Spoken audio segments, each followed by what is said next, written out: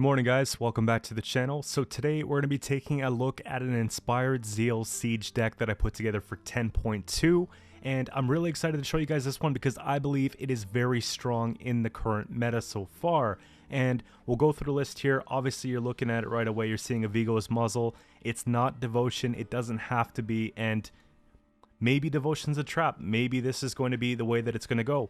And if you're not comfortable playing Muzzle, there are cards you could play instead, like Adalia or Heatwave.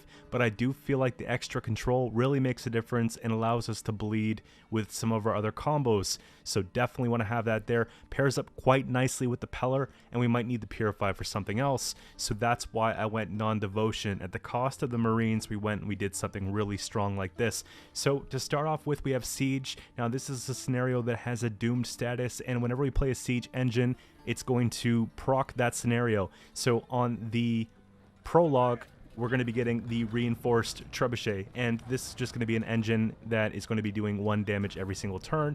When we play our first siege engine, we're going to be getting a battering ram, and that's going to be this one right here. The order on this is going to be able to damage the highest enemy unit by 3, and if we have crew, we can make it we get to choose it essentially, right? That's going to be really powerful in that way. The cooldowns too, we have ways to reduce the cooldown, which is great. We can reduce the cooldown when we play our warfare cards, right? So then that's pretty awesome. We want to get a big board state full of siege engines before we let this go, because when we play the final stage of the scenario, we're going to play Bombardment, which is a warfare card. It's going to split 4 damage randomly between all enemy units and increase the damage by 1 for each siege engine we control. So you can imagine that if you get a board state established a bit before and then you play into the scenario, you're going to get an overwhelming response from the Bombardment. So that's why we have it in there with the siege. Amphibious Assault is going to be for our consistency as well as allowing our siege engines to survive. This is going to be pulling a bronze siege engine most of the time, and it's going to be boosting the bronze by the amount below 9 provisions that it is. So more than often, we're going to be looking for something like the reinforced ballista, and we don't really want to pull into the Siege Master. We don't really want to pull into anything with crew because we have access to that. But we have certainly tons of options we can pull into. Pretty well anything below Rafford's Vengeance and King Henselt. So it works quite well in that case. We can only pull units, so keep that one in mind. But we have no shortage of good pulls from that. And it's hard to brick Henselt provided that we have so many crew units in the deck now. So we don't have to worry about too much about that either. Now, King's Henselt. Deploy, play a crew unit from your deck. Whenever an adjacent unit's cooldown decreases, boost the self by the same amount. So if we don't have Rafford's Vengeance in round 1, it's a good way to get that card out nice and early with the King Henselt and have this engine as like a win condition for round 1, and we can play some bronzes beside it that have cooldowns, right? So that could be something you can do, or you can try and hold on to it for later. I find if you're trying to hold on to it, sometimes you put yourself in a position where you've played a lot of your cards and it can brick, because now we have the new Siege Masters that when we play a siege engine, summon self from hand to the right of it and draw a card. So we can actually brick potential Henselt in a round 3 situation, for example, if we don't, if we have one of these in hand, because we'll be pulling into another card. John's going to be thinning, Amphibious is going to be thinning, Rafford's Vengeance is going to be thinning. So the deck goes through cards quite well. So don't feel like you should hold on to this one always, because it might not be better for you later on. And again, Vigo seems crazy until you see it in play. This card is able to lock an enemy with 6 or less power and seize it. This is going to get rid of one of their biggest threats, and we have many different ways to manipulate the base power of units, right? Because we've got the reinforced ballistas, we've got the boiling oils, we've got the war chariot, right? We wouldn't take a duel, but we got the pings off the vengeance, tons of stuff like that, battering ram, right? So there's no shortage of ways to make this happen, and oftentimes this could result in a 2-0 situation. If we go into a round 2, we kill off a couple engines with our siege, and then they really try and get some play established, and all of a sudden we take that play from them. It really helps change the momentum in the game. Talked about Rafford Vengeance briefly. Play a bronze unit from your hand, then draw a card with a cooldown of 5. Whenever you play a unit next to this card, damage random enemy unit by 2. Mages contribute to the crew ability. So we're not playing mages, but we're playing soldiers, right? We have a couple soldiers here, We're not going to focus too much on that. We're just going to be using this to really cycle up the deck. And it's okay waiting for the cooldown because we have so much tempo anyways. And if we really want to speed things up, we have a winch for that reason here. So it makes quite the difference. We have Selkirk because I like to run control on order. This can duel an enemy unit. We can boost it up with our leader and go and get that extra reach for removal. This is one of the reasons why Inspired Zeal makes a lot of sense here, just having that extra push. We could have went all out with Stockpile, but again, that just plays around the bronze engines. I want to have immediate answers to things when we need them, so Selkirk just makes sense. Inspired Zeal just makes sense, so we don't have to put in a defender or anything like that to get the Rafford's Vengeance warmed up. It feels a little bit smoother when it plays when you do it this way. So that's why we have it there. The Full Test Pride has Resupply on Zeal with order, damage an enemy unit by 2 and adjacent units by 1 with a cooldown of 4. If we have crew, set cooldown to 2. So we can go and we can opt for crew there. Easy way to get crew would be off the Audrin, right? This is going to be one of those ways that we don't have to put in as many cards that gain crew. We can get crew from the King Henselt, get crew from Scoia'tael, get crew from, let's see here, the Siege Masters. So we have enough to make it work. And that's the biggest thing, right? And even if it doesn't, we reduce the cooldown so frequently that it just feels comfortable regardless. So Full Test Pride is like an auto-include in this deck here. Resupply obviously helps quite a bit whenever we play our Warfare, reduce the card's cooldown by 1, so we can really get that engineering off, and it requires removal quickly, and the 1 armor makes it a little bit more difficult for the opponent to do so. And Scoia'tael here, really good for a thin on deploy, melee play a Warfare from deck, so we have a lot of versatility with this. We can go for Amphibious, we can go for one of the Boiling Oils, we can go for the Bombardment. If we already have a bunch of sieges on the board, we can go for a Winch. Don't know if I said Reinforcement, but we'll just say that one again. You know what I mean? So tons and tons of options with the John. Use it as you need to use it in every game. Take it as a thin if you want. It has that flexibility. War Chariot's really nice for our movement tech if we need one. We can move units to other rows, so this will help play around row locked units. Otherwise, we can go and we can give bleeding to a unit for 4 turns, and this has resupply with a cooldown of 3. So you can imagine the value that this is going to get. And when we run into problems where the opponent wants to remove all our siege engines, but they also want to remove the War Chariot, then they want to remove the Full Test Pride, and now they have to worry about a duel, and then they have to worry about Vigo's Muzzle. Like, there's so much stuff going on that you're going to find in the games today that a lot of people are just forfeiting. They're like, you know, I'm not having this. It's too much for me. And that tells me that we're onto something. And it's like an apology in advance because this deck feels really strong. And talked about the Audrin just being one-man crew, so it replicates having 2 soldiers at once, so you could put a unit on either side and they both gain crew, so that's really good for the 5 provisions, and it really saves me a lot of space and having to play cards that I didn't really want to play necessarily because they had a soldier tag, so I like it quite a bit here. Boiling Oil, just standard removal, 5 points, purify adjacent unit. If we're playing against Saskia right now, this is going to be the perfect tech for it, and this is one of the reasons why I don't think Saskia is going to be as great now as it was before, because a lot of people are going to be running Northern Realms and playing Siege, and we have answers to those problems. So Boiling Oil does come in clutch. It plays well into just about any matchup that has a 4 or 5 power engine we need to remove.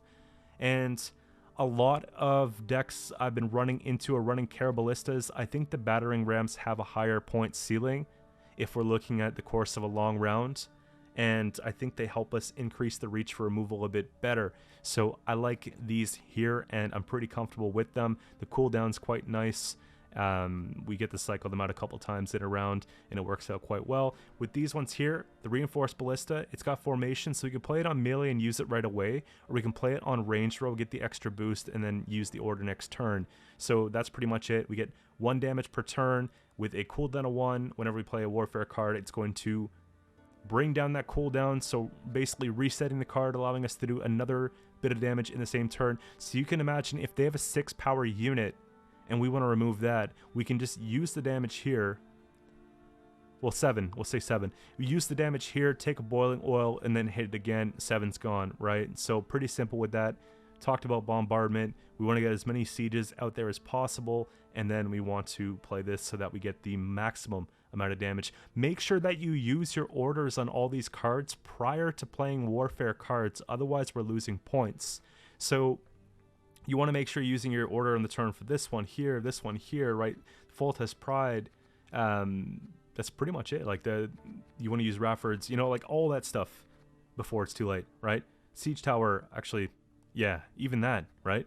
So definitely adds up when you do it that way. Power's just really good, so if we muzzle something, we can purify it, or if we have an engine that we're really trying to get going, let's say we have Rafford's Vengeance or Henselt or something like that, and they lock it because we don't go first, we're on red coin, then we can just go and basically purify that in order to keep things going. So it makes a big difference. If we need to get around a defender on their side of the playing field, we can go ahead and we can do that as well. So I like it there. Siege Tower, I was a little bit skeptical at first when I read the patch notes, but I kind of like it here.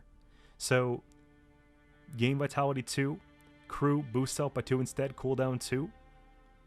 Again, they're playing for 5 points off the beginning, but if you can trigger them twice, especially with Crew, it's playing for 7+. So now I'm starting to be able to justify this. If we get through a long round and they're left unanswered, they can get kind of nasty. So I think it's actually pretty good. And moving on to the last card here, we have Siege Master. When you play a siege engine, summon self from your hand to the right of it, then draw a card. Like I said, this is going to help set up Crew quite nicely. It's going to help with deck consistency, one of the problems that we have when we're playing Siege in the past. And I haven't had any issues playing the games today pulling our scenario because just so much thinning. The deck cycles out very comfortably, and a lot of the problems that the deck had in the past were solved. I'm convinced at this point right now that this is going to be one of the more competitive versions of the deck. However, that's just a speculation. Things could change as the meta shapes, but for now I'm going to give you guys a bunch of games with commentary. I think I have 6 games that are recorded, and funny story, I mean, not so funny, but it might be funny for you guys. I was actually doing commentary live for all these games, and I realized that I didn't turn my mic on. So there's like a little switch on the box that I got to turn on, and yeah, whoops. So basically I have to go and redo it all, but that's fine. It's just, it's why I might sound a little bit coarse, because I've been talking for a long time. But for now, let's get into the video, and if you guys like this, make sure you drop a thumbs up on the video, comment, let me know what you think, how's it been working out for you so far, and I'll be putting the deck list on playgwent.com so you guys can give that an upvote if you like as well. I'll be back tomorrow with another deck guide, so if you're looking for a way to start the season off and you want to get a bit of every faction, get an idea of what's going on, I'll have a bit of everything coming up next. I'm thinking about doing more on Skellige and then moving on to Syndicate, so we'll go from there. Alright, and for the first game here we got Skellige Onslaught, and originally I had 6 games, but what happened was I went back, played a little bit more later, and said, you know, let me try and get some more good games for you guys, because some of the games I wasn't super happy with. Let's get some games where the opponents are a little bit more competitive with the decks that they're playing, maybe stuff you'll run into a bit more often. So we have these 3 here.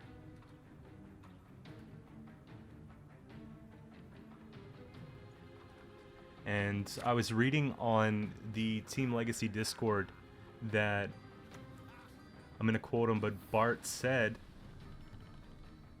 that you could probably expect Muzzle in a lot of decks that are non-devotion. And so it gave me that positive reinforcement I was looking for, because I actually think it's a really good card. So to hear it from one of the best in the game really solidifies my theory.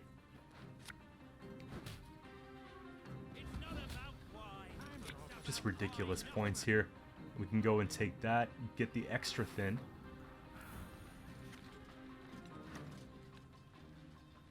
I think we just play something for points. We're sitting in a pretty good spot. We'll put the cooldown to the left so that we have it ticking, and then we can go ahead and try and push back that boat next turn. When I initially put back the chariot, I wasn't thinking about a long ship. I regretted it, and we were fortunate enough to pull back into it, so it helps quite well. Seeing the leader charges come out here is pretty nice.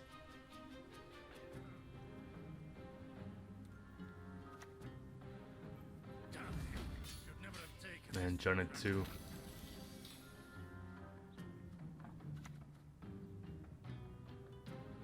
So we might as well take it. What's nice is that the crew gives it both abilities, right? So that's actually a pretty deadly counter. We can just refresh that and keep engineering that off, and the bleeding should keep them out of the round, I think.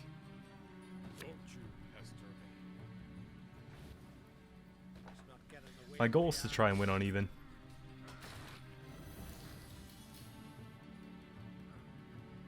Just win shit, do it again, I think. I'm just getting in the behavior of clicking orders first, so that when I'm playing a card that doesn't, or sorry, that has resupply, then I don't mess it up, even though you don't necessarily have to click the siege tower first. It's just the behavioral pattern, that's all.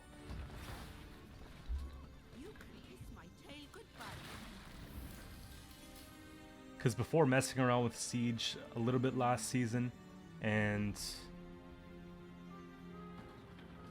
for the better part of today and lately, yeah, it's just been something I haven't played a lot of in my Gwent career, right? It's been power crept for a long time. Now it almost feels too strong.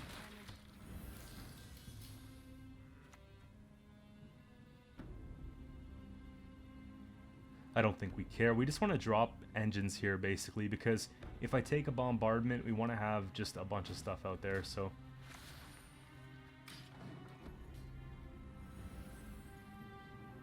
Get the pass on even. They have much truffle. It makes it a little bit awkward to bleed into. However, I think we still do in this case, depending on what we pull.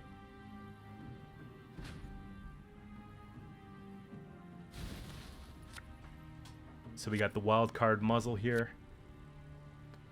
Reinforcements is not bad, but we don't really have a lot of units in hand. So in that case, I like to put it back. And that could be the hand, right? Look at the deck. Not a lot of steam in round 3. So I think we push.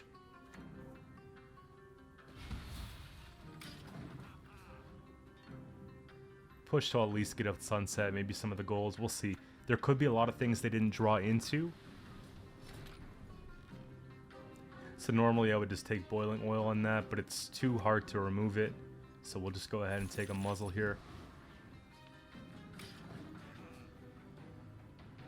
It's unfortunate because there could definitely be a better option. It would be nice too if we can purify that if I had Peller in hand.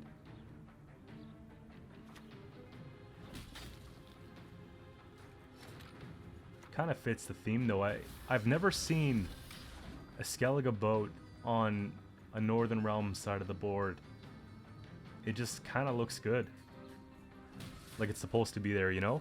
They got the sea support, land support. They just need some planes or something.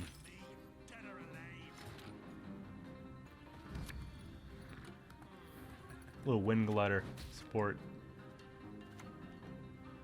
I think we just play this. Crew is irrelevant here.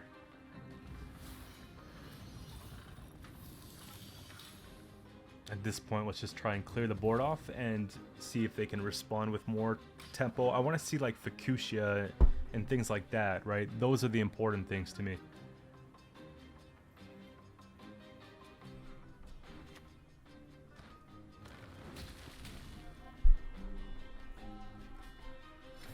Just moving the mic, hopefully it's not too loud. There we go.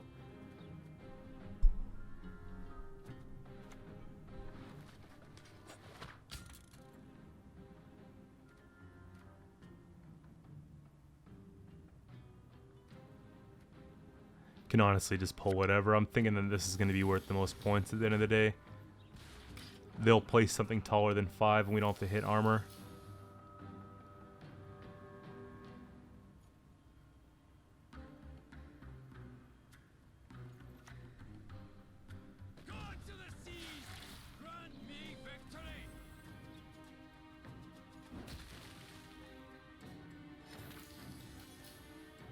And this is what you do, basically what I was talking about earlier. Click, use that. You see the cooldowns are ticking. We can just go ahead and take the full damage that we can. And next turn, the battering ram will be ready to go. And I'm trying to decide at this point if I'm trying to take a duel or not. It really depends. It doesn't seem like a duel is a very fast play because we're actually down here and have bleeding. But if you look at the potential here, we can get them down to 7 points. And putting us up over 20 is kind of attractive. I think all in just seems to be the approach here. And that should do it, right? There we go. And moving on to the next one here, this one's going to be a Kelly matchup.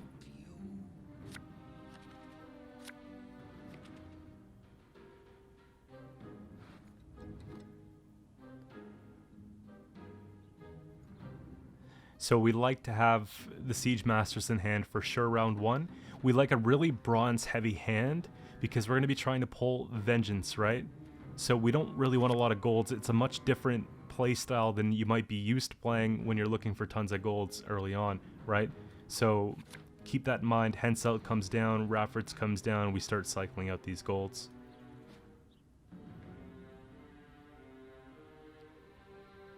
And I think one of the reasons why the deck plays so well in a 2-0 situation is because you're just able to get a lot of your gold cards, like pretty much everything, by the time the first round's over. So I'm trying to think of a way where I can sneak the Siri Dash, right? I know we can hit it for 3. I just don't know if I want to be that obvious. So what I'm going to do here is just kind of do what we're supposed to do. Take Raffords here, use it, put down the battering ram. They'll be preoccupied trying to take out the Raffords or the Henselt that the battering ram is probably going to stick. And then we can just use it on Siri and take the muzzle. It's kind of the idea, right? That's the issue. You give them 3 things to worry about and they get to play 1 card. So if they use a 4 damage card, well then 2 of the other cards stick. See what I mean? And they weren't expecting Muzzle here, so we just take it. And it does put it in Parasite range, but if I can't have it, no one can. I don't want to go and use Leader and all that when we might actually need it later, just to boost her up.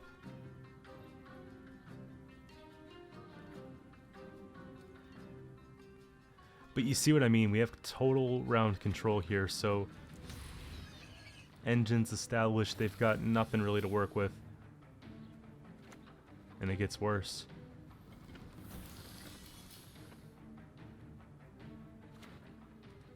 I play Siege Towers when I don't really think I need to commit something heavy. I value those reinforced ballistas quite a bit. Whereas Siege Towers, you kind of want to get them out early. They're really not that great in short rounds, so...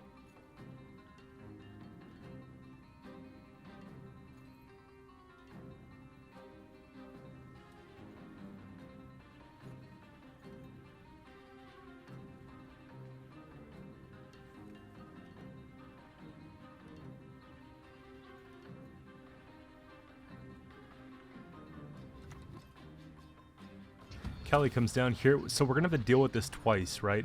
Most people are running double Kelly. We have a solution to both times.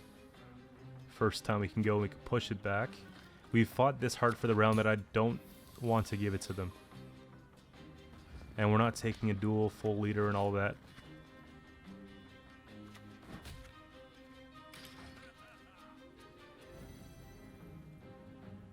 You see what I mean? We just take it here. We go into round 2 and try to 2-0, I think. If Kelly gets out of hand, we could just pass on it.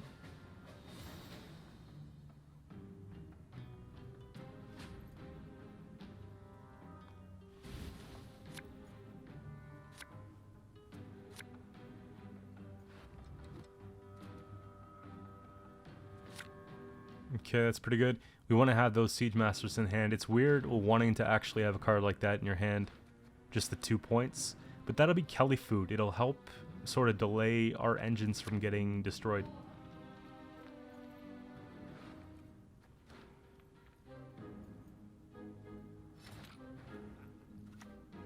So we gotta just kind of come down with it right now. If they have a Heatwave, that'd be unfortunate, but usually double Kelly doesn't run Heatwave.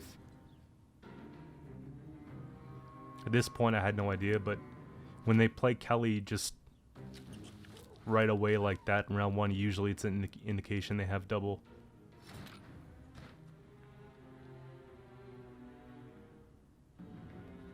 And so I feel like they aren't really respecting the tempo, maybe thinking that we're just bluffing and we're going to pass or something like that. Squirrel up front's a little slow.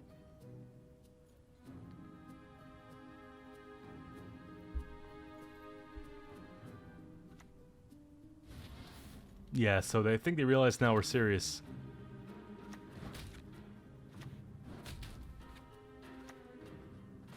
We don't have to worry about the bombardment anymore because they did Heatwave it. So the Heatwave was okay, but we got pretty much what we wanted from it. 2 engines. And problem is, I know that if I kill that off right away, they're going to bring it back. And I don't know if I can do it again.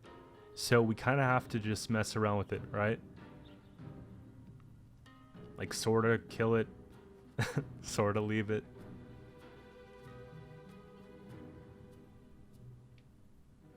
Wouldn't be a bad idea to put down, like, the siege tower or something like that. Or that, even.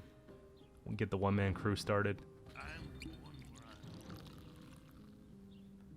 Just because we will play around it. And this card in itself, and the Siege Masters, and Henselt, and Scoia'tael, like, all these cards are really good for crew. So I just felt like maybe some cards were a little bit bait, right? You don't need a whole lot, because even when you don't get it, the resupply is still nuts.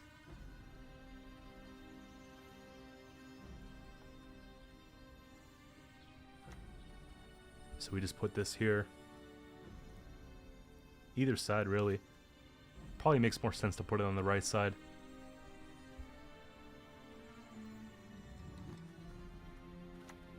I would just move it to the right side. I mean, it doesn't really matter because one-man crew is still there. But if we're just being, you know, super accurate. The longer they take to play Kelly, the worse it is.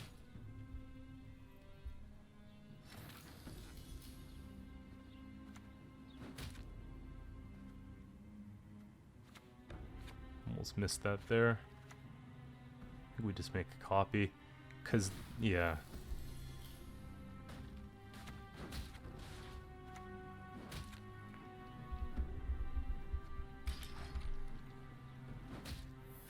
So this one's kind of running away from them here.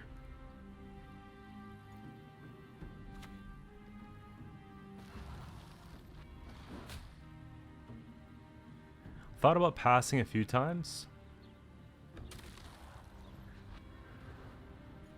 I don't know if it's the correct thing to do.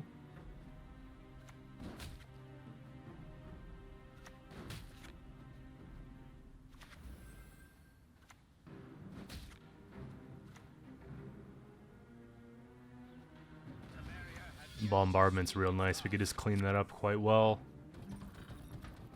And then look at that. Disgusting.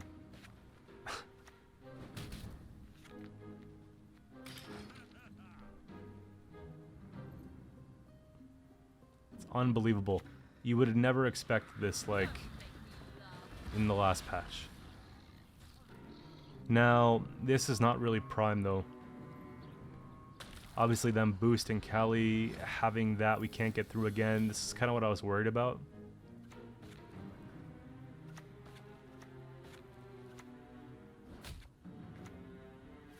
Normally we would just, if we had Peller, we wouldn't have the same issue, right? That's the whole thing.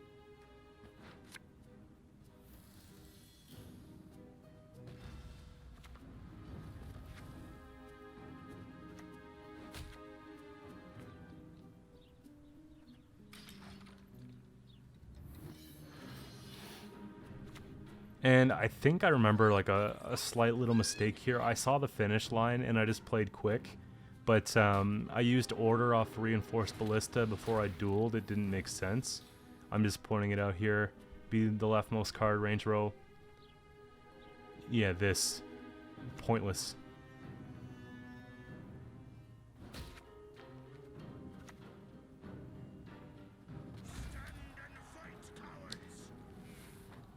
But I'm sure you get what I'm saying. Like,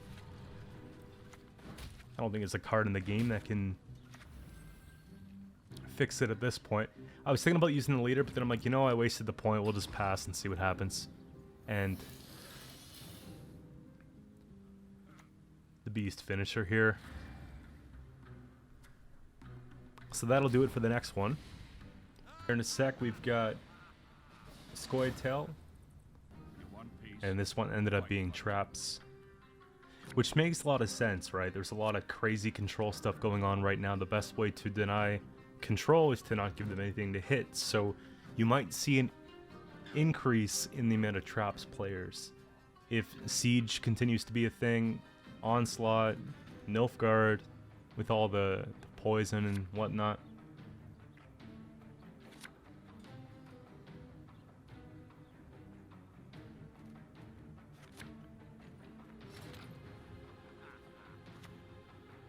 And so we just kind of start off the way we do in every match. What's nice is that if it is traps, we do play around Serpent Trap by putting down the Raffords now, because the Siege Master also comes out. So it really helps us play around a Pred Dive as well. If we're playing against monsters, does not help us play around Scorch. So that was a pretty good indication of what we're playing against. When you see a Scorch, you kind of know.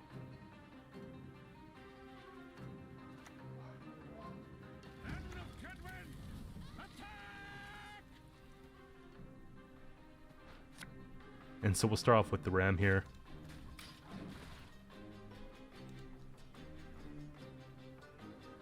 So just let that one float, and they're going into more of the non-interactive kind of stuff, and it makes it pretty difficult for us, right?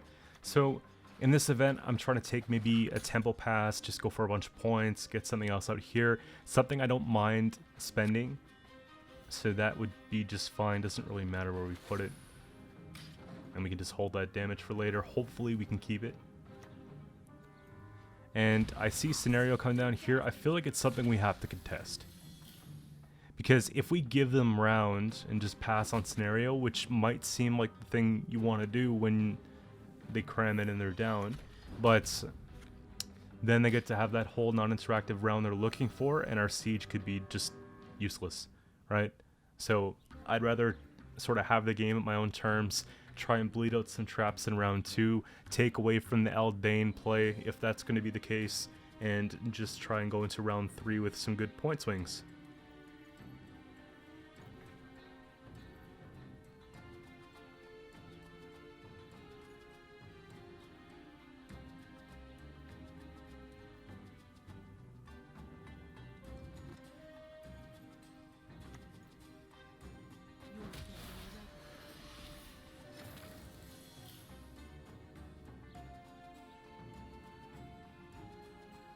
Just taking a scoreboard check here before we keep playing. Seems right.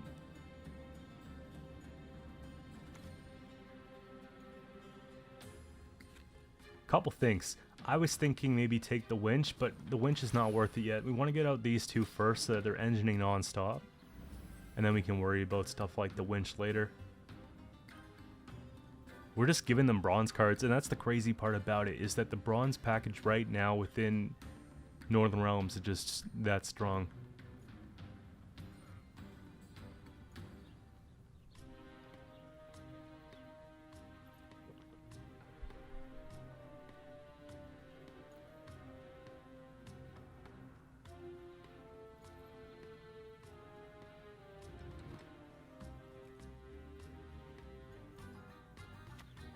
So we can't protect the waylay, it's just going to happen regardless. I think they should have maybe taken out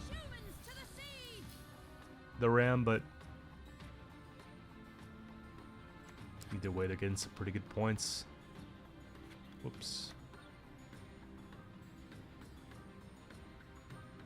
It's a difficult pattern to get, is to always use those orders, and it's definitely going to take some getting used to, but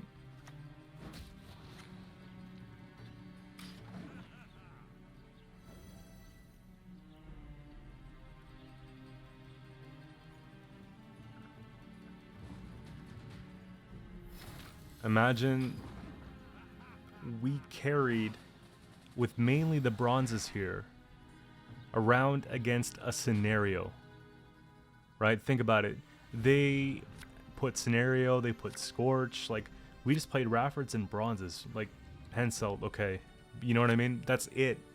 We still have a lot of good cards left.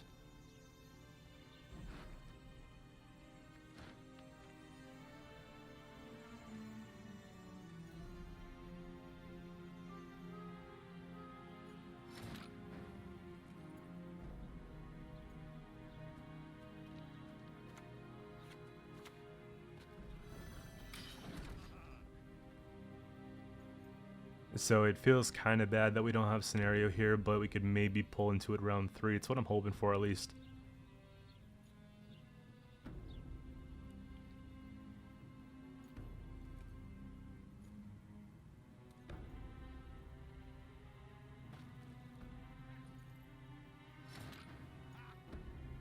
So we'll take a temperature check.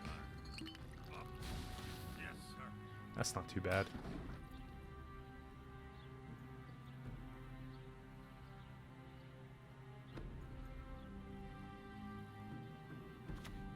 And we are trying to obviously bleed, but at the same time, their play requires a lot of setup. So I feel like we can afford to play a little bit slow like this. And I don't think that they're going to want to use leader charges just yet. This is what I'm having in mind, because they're probably thinking, okay, it's only a matter of time before they pass, right? And I'm really just testing the boundaries. I like to play this way.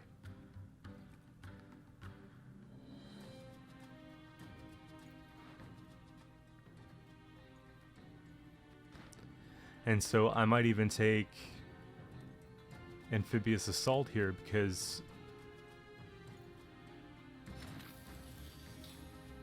it's a good amount of points, and if there's a Serpent Trap, it doesn't really matter. But at the same time, we could just play Full Test Pride. Either is fine. I don't think we're going to get good Pride value, but maybe in round 3. I opt to go for the Thin here. It just kind of makes sense. There's nothing to damage anyways, so we don't care about resupply. It's just to make more copies of units. And realistically, I shouldn't have moved it back. But I think you still want to, even if it is a Crushing Trap. Just because, you know, it could be anything. And we're still up here anyways.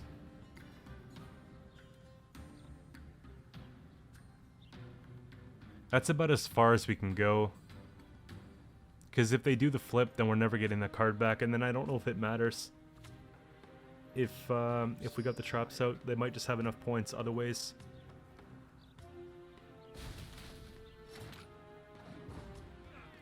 But seeing 4 out of like 6, give or take, traps is actually pretty nuts.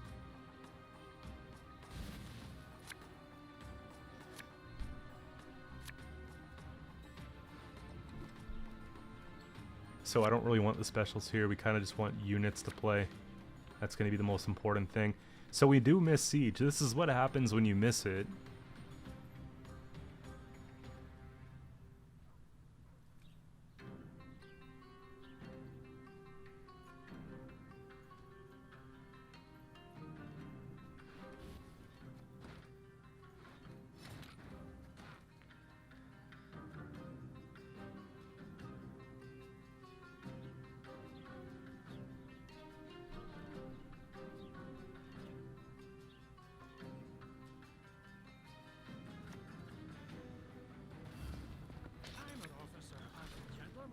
Seeing them in a position where they have to go bin cards is actually really nice.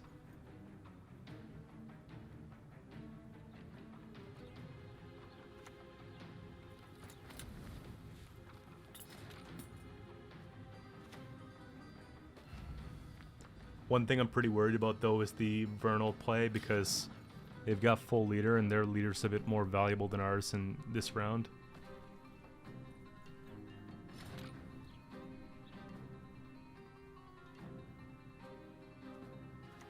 I opt to use this here so we can play around Serpent. I was about to play John. Or sorry, Selkirk. Rather. I was about to play Selkirk and just like hold him there.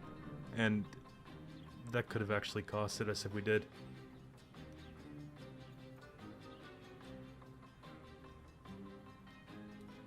Because in that situation, I was thinking it was a Serpent Trap.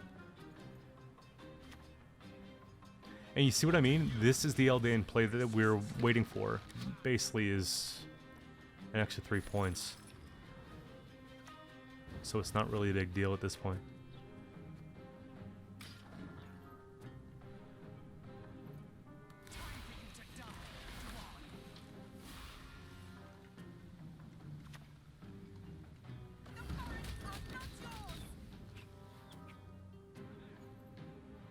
I think when you're in a situation like that where you can hit ones, you're better off playing it on the range row.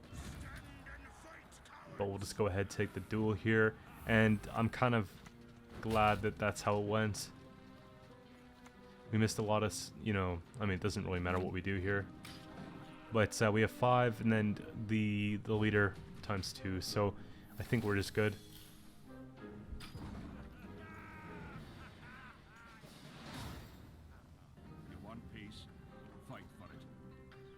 And moving on to the next one here, the games aren't in order, they're just in order that I put them in. So this is like a rank 3 or something, the other ones are rank 2. Right now I'm rank 1.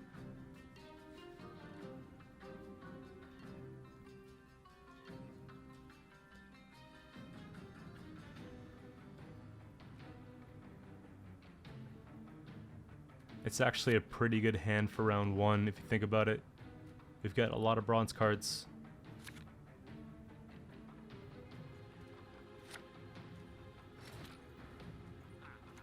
Looks a little nicer here. I don't like to take leader charge here, but we might have to. Okay. I worry about using the stratagem, but if they decide to just lock it, then I do have a purify. So that's kind of an option, right? So we could just leave it like that, or we could just boost it. I guess I just decided to boost it here. It plays a little bit more into a Vincent. Speaking of which, yeah. So I would probably just float it if you have Peller in hand. But I guess at the time I was thinking, okay, I could take Muzzle and purify something. That's ambitious.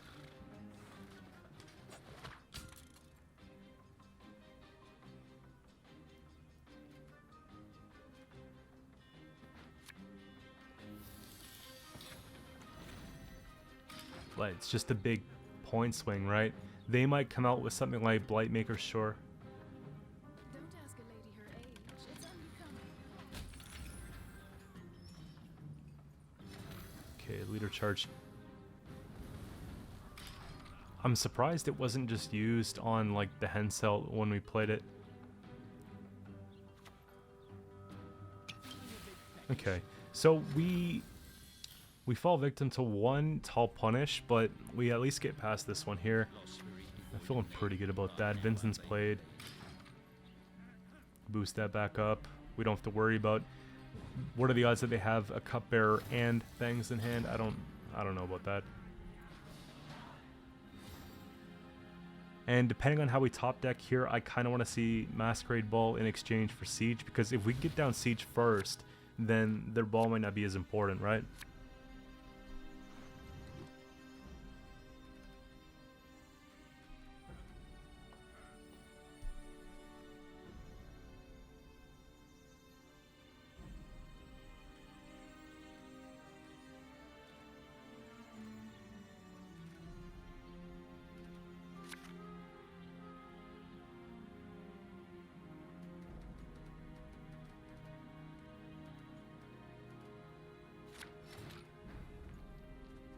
It's not quite what I was looking for with the winch, but it's usable.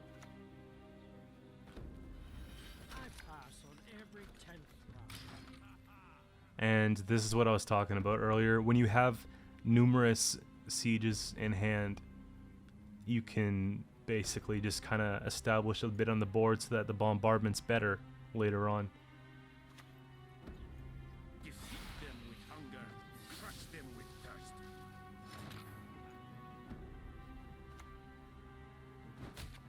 I kind of regret this. I think I remember this.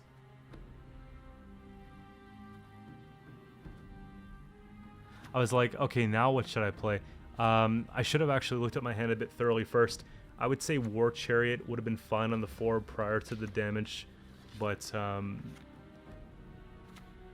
just looking at getting a commitment from them or two and getting out of the round at this point, like once I see that. So I haven't decided I'm going all the way at this point just yet.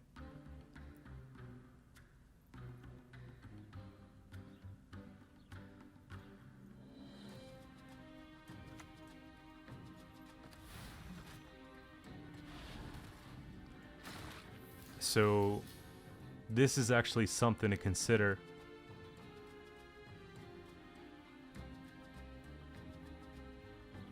It seems like a waste of a point, but ultimately it could be pretty good if we just get rid of these, if their play surrounds that. And so we'll just go ahead and use... There we go. I'll be more disciplined with the bleeding, because at this point I'm deciding, okay, let's just go ahead and play for a bit longer.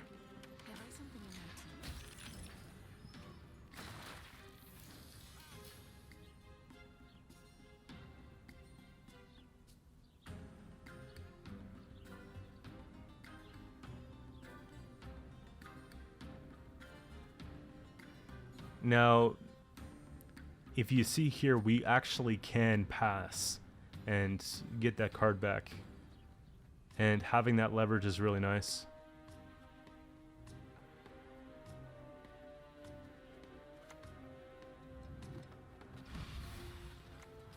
Let's go ahead and start this up. I think what we're doing is the right thing to do in this case.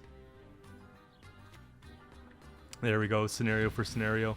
And it's on, right? So now we want ours to act faster than theirs. That's basically it.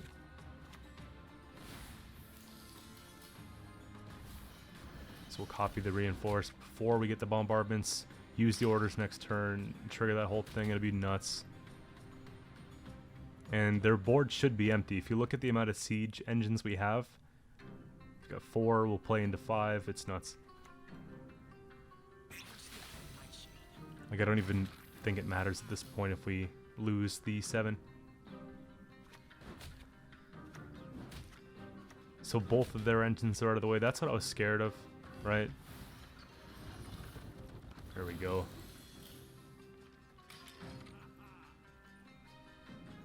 So we got 2 leader charges, 29-0, muzzle intact. This is what I'm talking about, guys.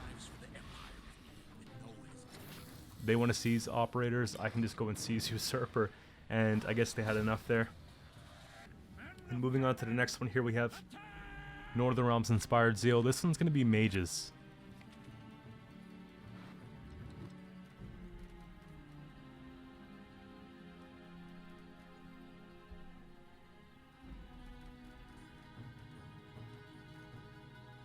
And some of my moving my mouse around was me talking about stuff earlier. But, like I said, since the mic wasn't on, I have no idea what I was saying at this point.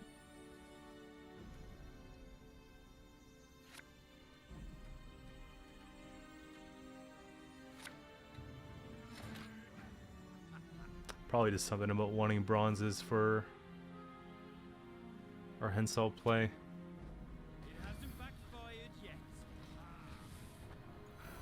I don't fear a lock as much in this match, but at the same time, if it's mages, then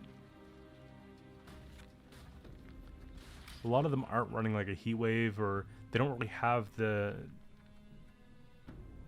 damage like that.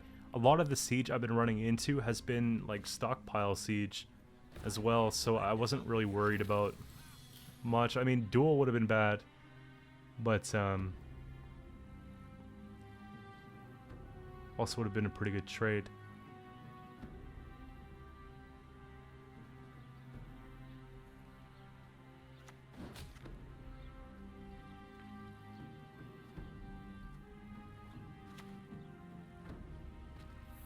Kind of just want to deal with those. I played a lot of Spellweavers recently, and I felt like when they weren't treated, they got really nasty. So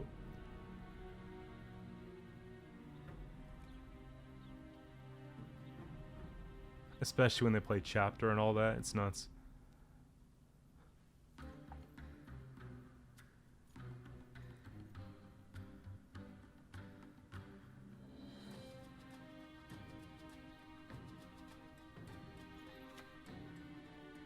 It's not about why, it's about why not.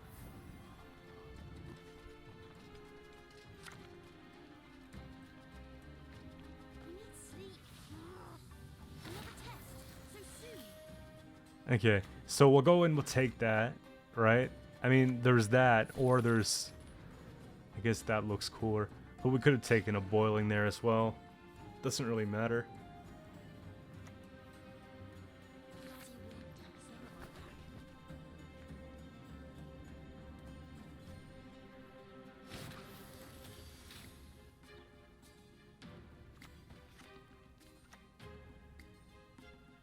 Bombardment should just wipe.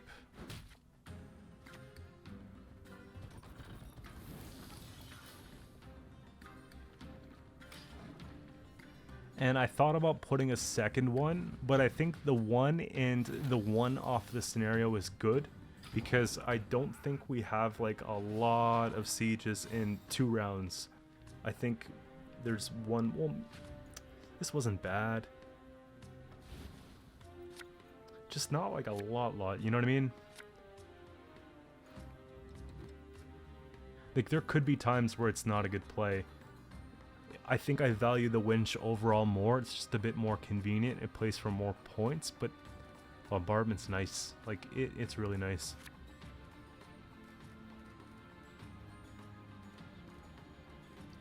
Makes me almost want to take away a unit and put a second one in. But there's really not a lot we can do. Like, if I wasn't running Peller, maybe second bombardment. That would probably be the space. Because we don't have to purify and use what we take.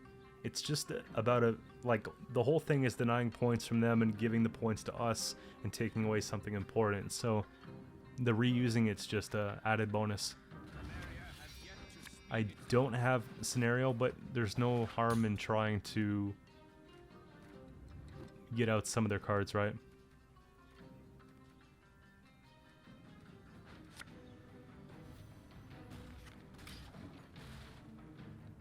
I guess I was just referring to at the time about like the Henselt pull.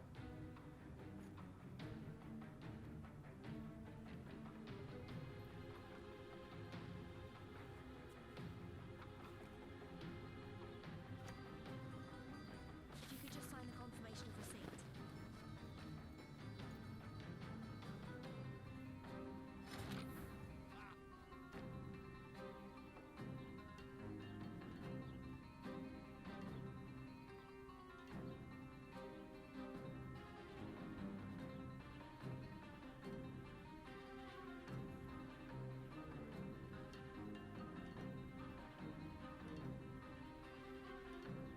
When there's just so many ways to go about the same thing. Either way, the card's getting gone, right?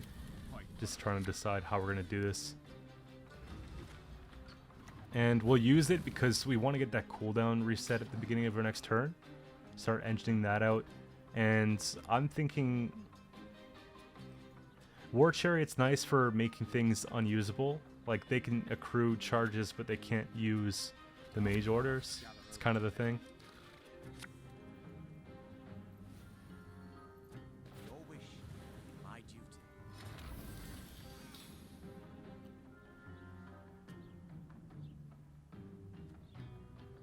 It's like almost worth a duel, right?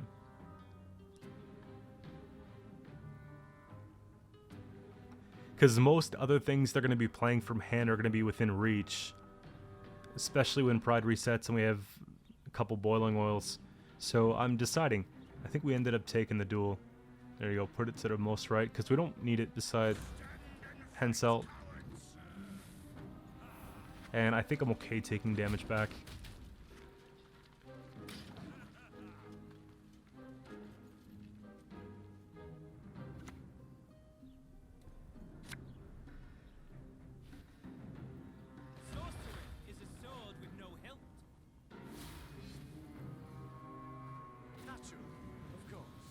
So if I put reinforced on melee take ping, off shield, we can remove it soon.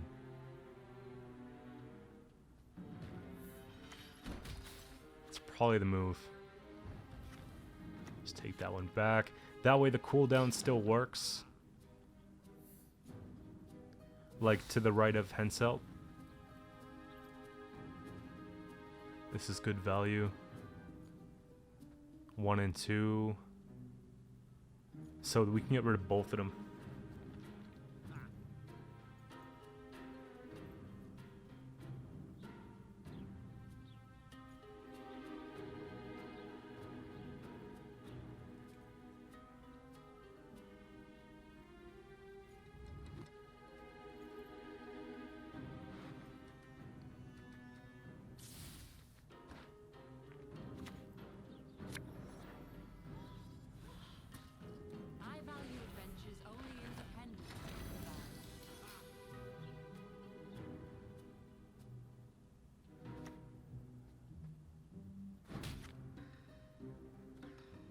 So I'm thinking at this point that we probably have it in 2.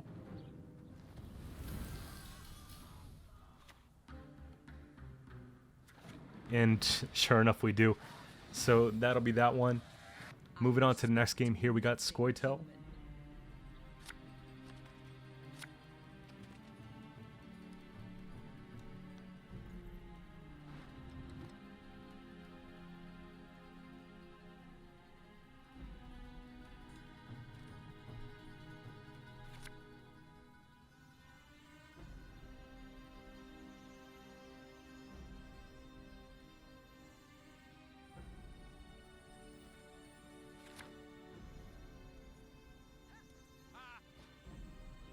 And if you guys haven't seen it, I put out a Scoia'tael Precision Strike deck yesterday, and it was tons of fun.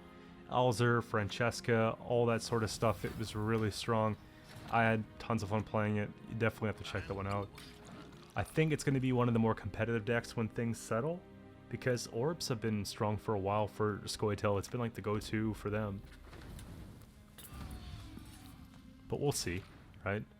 Anything can change. I'm deciding I take a muzzle here just because we are on red coin.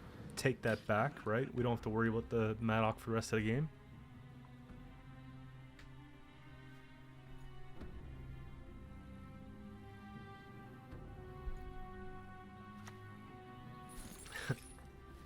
And if that's the first time you've seen that interaction, muzzle for muzzle, there you go.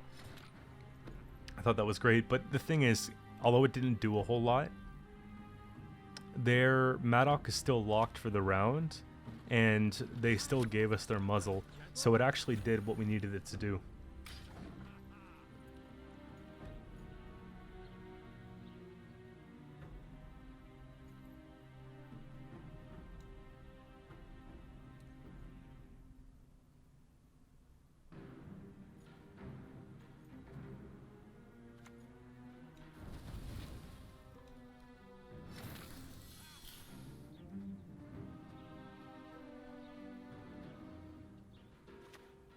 At this point, it's probably the Chariot.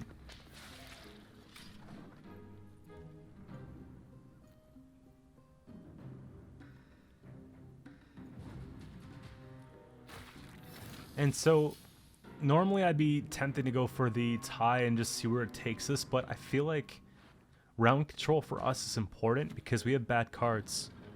Like, the hand right here is not a winning in 2 rounds kind of hand. So we go ahead and play. I don't bother clicking the orders, doesn't matter.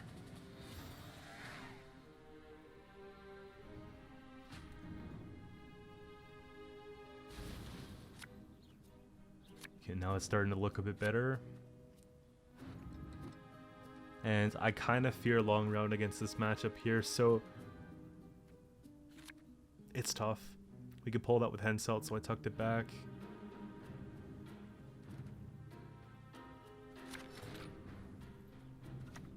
Problem is that we're trading bombs for a lot of these good cards. Seeing Raffords here is nice. The tempo is going to really help us out, right? Like, look at this. It feels like you're playing Lippy. 16 points, boom. And I trimmed this part, guys. This has been happening a lot with the deck. So we'll take it.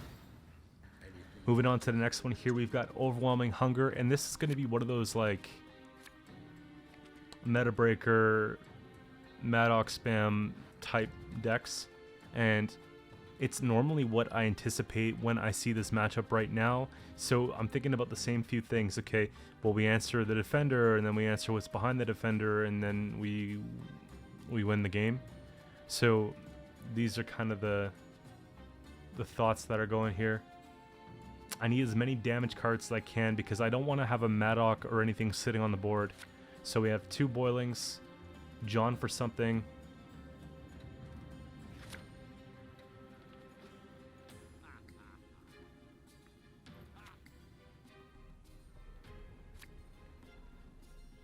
And already you see this, you know, right?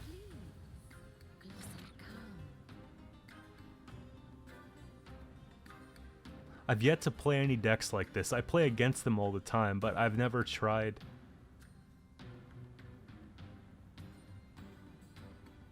I'm not good at making them. It's my brain just doesn't can't come up with stuff like that, but it's cool. Like, I really like the ideas.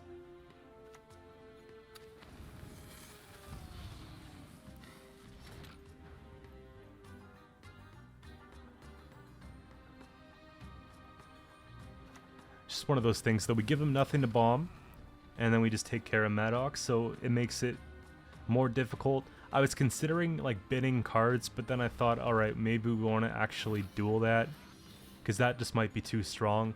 If they do like spear tip spam, then that's an issue.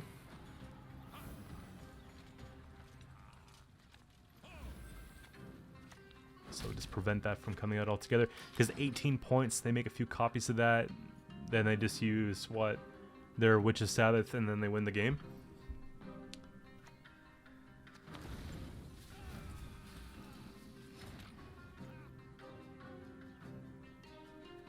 I think we take Rebuke because we guarantee it. John into whatever is going to be like a last resort option, right?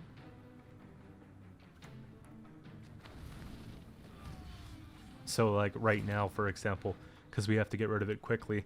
I wish I had Muzzle. That would have actually solved like all the problems that we had.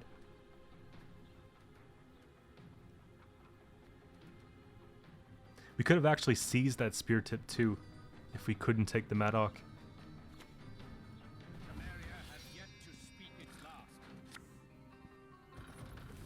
And so I always feel like if I hover over the card, it's going to work better. The one I'm targeting. Superstition. But in this case, we sniped it.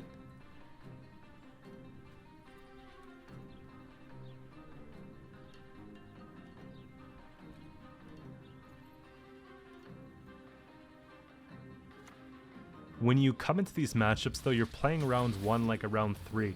If you can't stop this stuff from happening at the beginning, you lose the game. So if you're going to be playing this, you got to really pay attention to that. I'm looking at it like, okay, yeah, they're going to have 24 points, but not really. Because we only played 2 units, and they bring back our duel, and so they just forfeit at this point. Moving on to the next one here, we've got Nilfgaard here, Masquerade Ball, Imposter.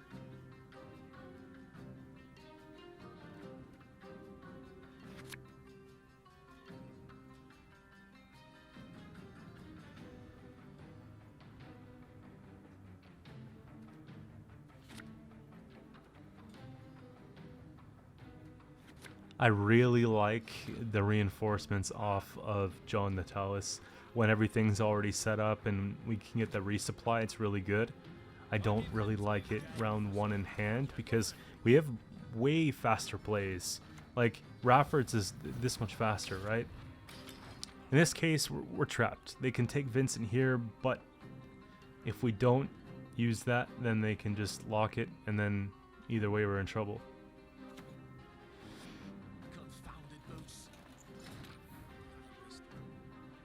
I just opted not to use the leader because I wanted to save it. I felt like this matchup would be difficult for us.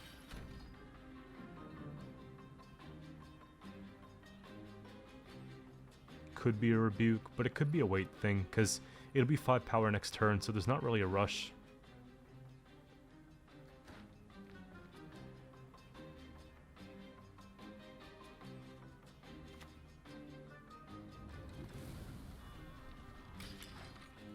And you might be thinking, like, because it's a small consideration, but I don't think it's a big enough one.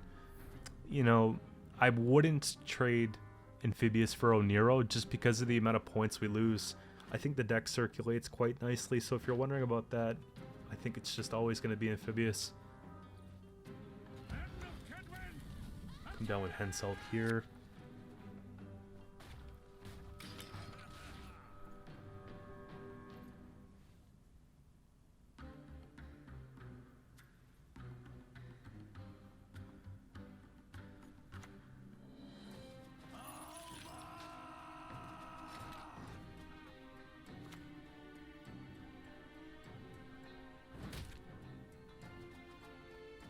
You know what's crazy though, is that they took a Rafford's Vengeance, so if they take it, we muzzle it back, and then we can purify it with Pellar and use it again? Like, that could be wild, you know? I'm thinking that we have space and time here, so we'll just go ahead and do that. Something a little bit slow, but we'll get it started. And unless they start cramming Blightmakers and stuff, I'm not too worried, right? Cantarella. I could ping Cantarella and take it out, but I'm looking at it like, okay, if they're going to mill me and try and take something, they're not really going to get anything good. So why don't I just wait? And they can go for the roll thinking that they're going to get something, and they're going to roll a bad card. We can look for a pass. Everything's good. But sure enough, we got the pass here, so...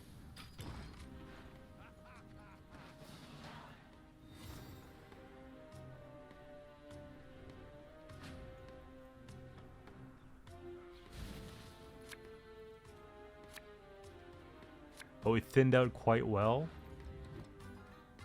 And we still have John and Amphibious. So we can basically play like the entire deck in 2 rounds, which is nuts.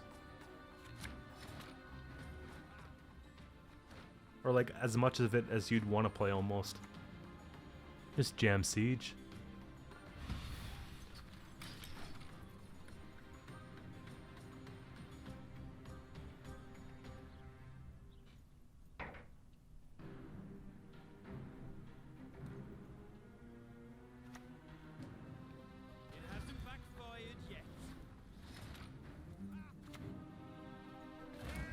I didn't have Purify, so I just decided to take it and just kill it.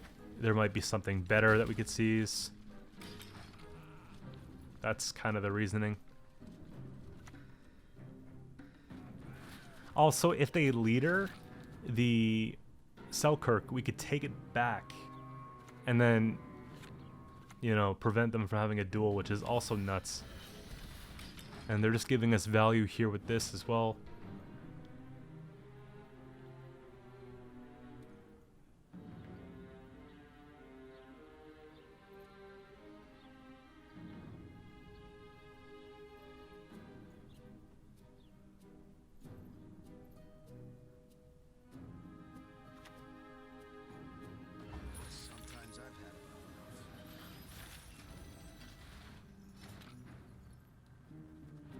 That's like a really good muzzle though still, you know? Denying them 9, yeah. So think about it. We added 6, we took away 6, that's 12. We took away 3 additional points, that's 15. 15 for 10. And that's just one example.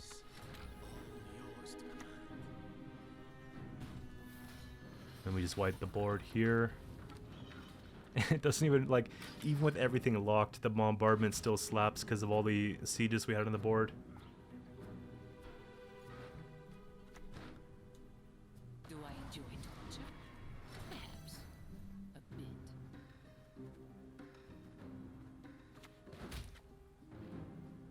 We could probably go into Pride here just because I'm thinking it's 2-0. So, it's better late than never. We go ahead and take it. Doesn't matter where we play it at this point. Just remove that. Like, we have a 31 point lead.